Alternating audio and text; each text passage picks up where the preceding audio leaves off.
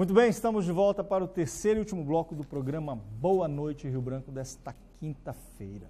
Olha, amanhã nós temos Tribuna Livre a partir de 8h30 da noite, Narciso Mendes, Osmir Lima e eu, a minha produção não confirmou o segundo convidado ainda do Tribuna Livre de amanhã, mas o tema será as enchentes que assolam os municípios, principalmente os do Alto Acre. A água toda já chegou a Rio Branco, diversas famílias desabrigadas, outras desalojadas. Eu aprendi ontem a diferença entre desabrigado e alojado. E também o Rio Madeira, que nos ameaça ali com a enchente, com a submersão da BR-364. Nós nos vemos aí às portas de uma crise de abastecimento, conforme nós verificamos no ano passado. Um dos nossos convidados, justamente para falar da questão do Rio Madeira, as providências que estão sendo tomadas pelos empresários, é o presidente da Fé Comércio, é o Jurilande Aragão. O outro convidado vai falar sobre a enchente, provavelmente o representante da Defesa Civil. Eu fico devendo essa informação, mas amanhã você confere os nossos convidados no Tribuna Livre a partir de 8h30 da noite. Nesse bloco aqui nós vamos falar sobre alguns assuntos que são muito atuais, que é a questão da Lava Jato. Essa semana, até sexta-feira, Rodrigo Janot, Procurador-Geral da República, tem um prazo para enviar até o STF ali os nomes, uma lista, um indiciamento, o pedido de indiciamento de cerca de 40 políticos envolvidos na Operação Lava Jato, segundo denúncias ali dos empreiteiros que fizeram uma delação premiada. E eu vou tratar sobre este e outros assuntos aqui com o ex-juiz do TRE, advogado, meu querido amigo Maurício Oemberg. Doutor Maurício, seja bem-vindo, satisfação tê-lo conosco. É um prazer estar novamente aqui e um abraço a todos os nossos telespectadores, né? Sempre que possível, eu tenho uma honra muito grande de estar aqui com vocês. Doutor Maurício, como eu disse, essa semana até sexta-feira, até amanhã, há uma expectativa muito grande por parte da imprensa, do cidadão brasileiro que se mantém antenado com as notícias em função dessa lista que será mandada ao STF pela Procuradoria-Geral da República. O Rodrigo Janot é o grande personagem dessa semana no cenário brasileiro, político brasileiro. E eu pergunto, político e jurídico também, e eu pergunto, só que não necessariamente, pelo menos foi o que eu li, é que quem integre essa lista seja culpado. As coisas serão apuradas. Como é que se dá esse trâmite, doutor Maurício? Olha, Arquibaldo, veja bem, a questão das doações eleitorais, elas, quando o candidato recebe uma doação, ele deve apresentá-la nas suas prestações de conta. Não tem ilícito penal, não tem nenhuma ilegalidade. Perfeito. E aí, feito isso, ele recebeu a doação, ele prestou contas, ele está isento. Aquele parlamentar que por algum motivo ou outro esteja nessa lista, ele precisa somente entender que ele cumpriu todos os trâmites que a Justiça Eleitoral determina nas prestações de conta. Se ele estiver dentro desse padrão, evidentemente a denúncia não vai chegar, entendeu, a ser recebida, pode não ser recebida, e se for, vai ser apurada num processo legal, independente inclusive da Lava Jato. Porque o parlamentar, o candidato, ao receber uma doação, ele não tem a prerrogativa de fiscalizar a procedência desse dinheiro. Perfeito. Aliás, é o argumento de todos, por enquanto. Mas é a realidade. O problema aqui, o argumento, geralmente é uma mera posição. Certo. E isso é uma realidade. Eu sou um candidato, eu recebo lá de uma empresa, Gutierrez ou qualquer uma que seja, independente dessas que estão, eu recebo lá 100, 200, 300 mil reais.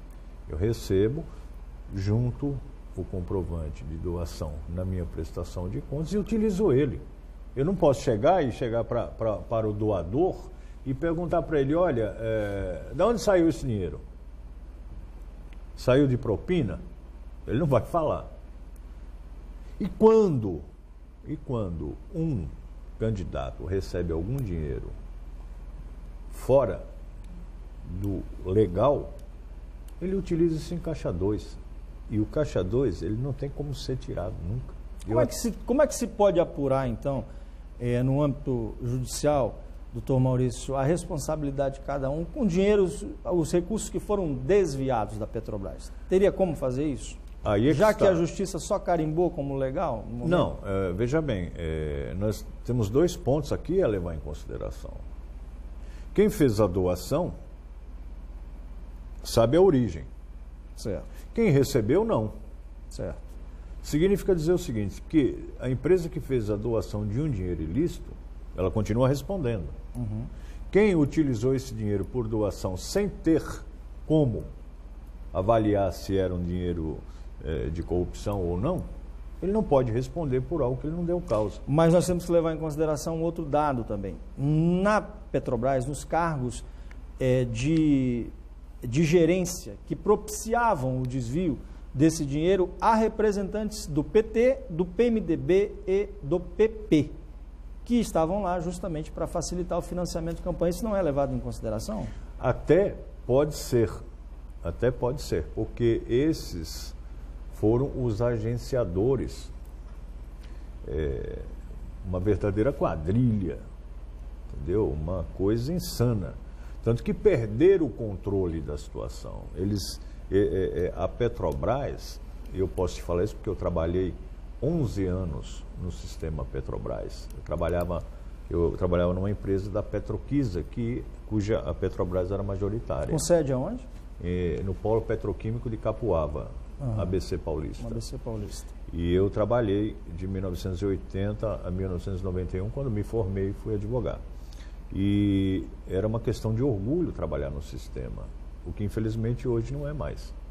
Até porque cada 6 meses fazia-se um levantamento social de cada empregado, que não poderia ter um protesto.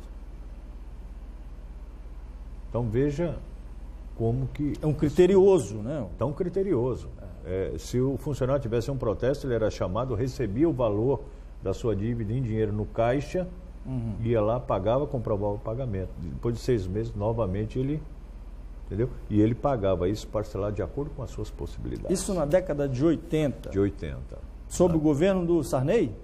Era o governo do Sarney? Eu peguei até antes do Sarney, né? Mas era o sistema que aí era da o governo empresa. militar. Era o sistema da empresa, entendeu? A empresa... se fala muito, veja bem, se fala muito da ditadura militar, se fala muito do governo FHC, entendeu? Que tinha desvios e tal. Eles não conseguem falar que havia desvios na ditadura militar. Até porque todos os presidentes de origem militar morreram pobres e morreram recebendo apenas o seu soldo. Mas você não é a favor da volta do regime militar, não? Não, eu acho que hoje em dia a sociedade é outra. Muito embora eu fique com medo de que haja uma intervenção. Agora, a intervenção não é um golpe. A intervenção é você tomar as medidas cabíveis no momento de insustentabilidade do governo e depois já fazer a transferência para um novo governo civil. Eu acho que nem o Exército pensa nisso daí, entende? Agora, as coisas estão se avolumando, as coisas estão... Sabe, as estradas todas bloqueadas. Por quê? Como já foi dito, o maior medo do parlamentar é quando o povo vai para as ruas. E isso já está acontecendo de uma forma desenfreada. Aliás, 15 de março nós temos, né, uma manifestação que se espera. Dia 15 de março, Brasil, pelo que tudo consta, a gente tem visto nas redes sociais e as redes sociais são avassaladoras. Sim. E efetivamente deve haver um movimento substancial aí para todo o Brasil. Essa reação, você falou das manifestações, os caminhoneiros fechando, entrando em conflito com a polícia, ontem tinha imagens, hoje tem imagens de novo nos veículos de comunicação, e eu te pergunto, você acha que essa manifestação é decorrente apenas do aumento do combustível e da situação das estradas, que você citou aí, Maurício, ou também é decorrência de uma insatisfação com tudo que está acontecendo? É a manifestação desse transtorno que está tomando conta da população brasileira. Arquibaldo, é o seguinte, nós temos movimentos setorizados e o que acontece? Quando houve opção no Brasil para que os transportes fossem rodoviários, se criou toda uma estrutura para isso.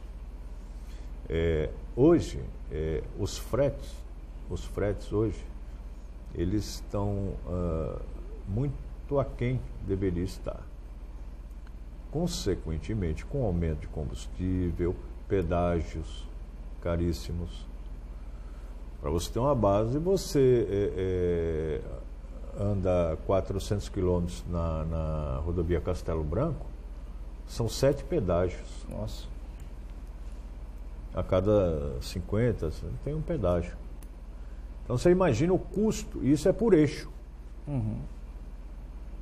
Isso é por eixo. Mas então, que também não deve ser responsabilidade do PT, né? Porque São Paulo está ali... Não estou né? dizendo... Não, eu não... Não, porque porventura algum desavisado... Não, mas é culpa do PT também, a gente precisa estabelecer as responsabilidades. Até porque são estradas estaduais e a competência do vinculada ao Estado ao estadual. Que administra. Mas o que eu quero dizer é que são situações que efetivamente trazem aumento ao custo operacional do transporte. Perfeito. E aí o que acontece? As estradas no Brasil, elas... aí tem um problema sério. Porque nós temos um esquema montado de manutenção. As nossas estradas são feitas para terem manutenção. Isso não é novidade para ninguém.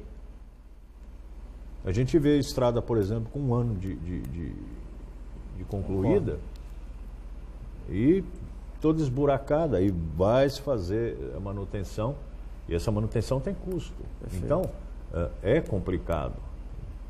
Eu estive agora em Santa Cruz, meu filho fez uma cirurgia lá, eu estive lá, e lá as carreteiras que eu andei ali são de concreto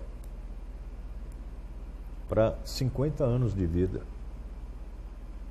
É o que nós deveríamos ter. É o que nós penso que nós deveríamos ter. E além de um investimento em ferrovia, né, que nós nunca fizemos. Exatamente. Agora, veja bem, voltando a essa questão, existem limites. E os caminhoneiros não tomaram essa atitude de forma isolada.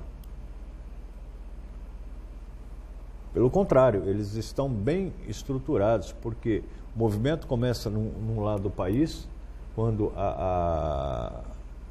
o governo vai lá e consegue uma liminar através da AGU, eles mudam para cá e assim vai. Uhum. Eu estive vendo hoje pela manhã, inclusive, lá em São Paulo, já não se tem quase frutas, em São Paulo. Entendeu? O Ceasa está trabalhando com 30% da sua capacidade. Nossa. Então imagina o que significa isso como repicando em outras situações. Certo, perfeito. Doutor Maurício, nós já entramos aqui na questão política. Eu quero perguntar em relação ao PT, parece que pretende reagir aí a essas acusações, a essas denúncias que têm sido feitas. O presidente Dilma já deu algumas declarações, inclusive culpando o governo do FHC pelos desvios na Petrobras. O Lula já faria ontem, se não me engano, um jantar com a bancada do PMDB, um encontro com a bancada do PMDB no Senado, depois um jantar na residência do vice-presidente, que é o senador Jorge Viana, com a bancada do PT, no sentido de se montar aí um esquema, uma reação em conjunto contra as denúncias que têm sido feitas e contra os ataques da oposição. Eu pergunto qual a sua avaliação sobre esses fatos. Olha, o que eu tenho notado na imprensa é que o governo tem procurado se defender quase que exclusivamente trazendo ao governo Fernando Henrique as responsabilidades. Eu entendo que isso é um erro de estratégia, até porque as responsabilidades dele cessaram há 12 anos atrás, praticamente. Concordo. Então, eu não posso crer que ele seja o responsável da atual situação. Evidente, e aí eu sempre costumo brincar desculpem os nossos telespectadores, mas eu vou dizer que eu sempre digo, e essa é uma frase criada por mim, que o Brasil efetivamente é um paraíso. Não tenha dúvida disso. O Brasil é um paraíso. Pena que nós somos administrados pelo demônio desde o nosso descobrimento. Se nós formos olhar a história do nosso país, realmente Deus é brasileiro, entendeu? E o Brasil é um paraíso. Por quê? Porque se manter como uma federação que nem nós somos, um país continental, é uma obra do Senhor. Porque muitos países já caíram por muito menos em desgraça. Então, eu parto do seguinte princípio: eu não posso me defender dizendo, não, eu roubei, mas ele também roubou. Isso não é argumento de defesa. Concordo.